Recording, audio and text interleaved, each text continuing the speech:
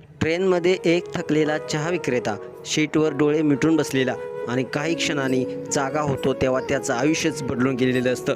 कारण त्याच्या समोर उभा असतो खाकीतला देव. आजच्या जगात माणुसकीपेक्षा मोठा धर्म नाही असं आपण नेहमी म्हणतो, पण खरंच माणुसकी अजूनही जिवंत आहे का?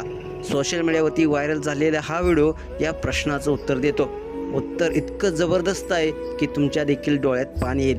ट्रेनमध्ये दिवसभर चहाची किटली घेऊन इकडून तिकडे फिरणारा एक कष्टकरी विक्रेता थकून एका सीटवर बसतो आणि त्याची झोप लागते आणि इथून सुरू होतो माणुसकीचा थरार.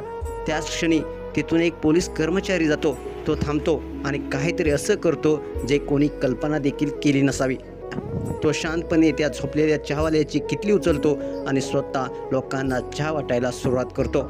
थोड्या वेळानं चहावाला जागा होतो. किटली दिसत नाही. घाबरून उठतो, इकडे तिकडे बघतो, पण पुढच्या क्षणी जे घडतं ते पाहून लोकांच्या अंगावर काटाच येतो. तो पोलीस स्वतः चहा वाटत असतो. मग तो हसत त्या विक्रेत्याजवळ जातो, त्याला मिठी मारतो, त्याच्या हातात विक्रीचे पैसे देतो आणि म्हणतो, भाऊ तू थकलास, थोडा वेळ विश्रांती घे, उरलेलं मी बघतो.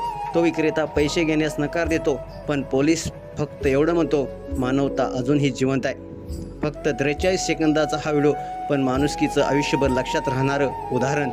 नेटकऱ्याच्या कमेंट्समध्ये देखील लोक म्हणतायत, अभिनय असो किंवा खरा प्रसंग, हा व्हिडिओ हृदयाला भिडतोच.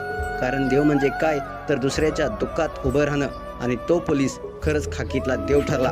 मित्रांनो, तुम्हाला हा व्हिडिओ कसा वाटला? तुमच्या प्रतिक्रिया अवश्य द्या आणि आपल्या SS स्पोर्ट्स या चॅनेलला सबस्क्राईब करायला नक्की विसरू नका. धन्यवाद.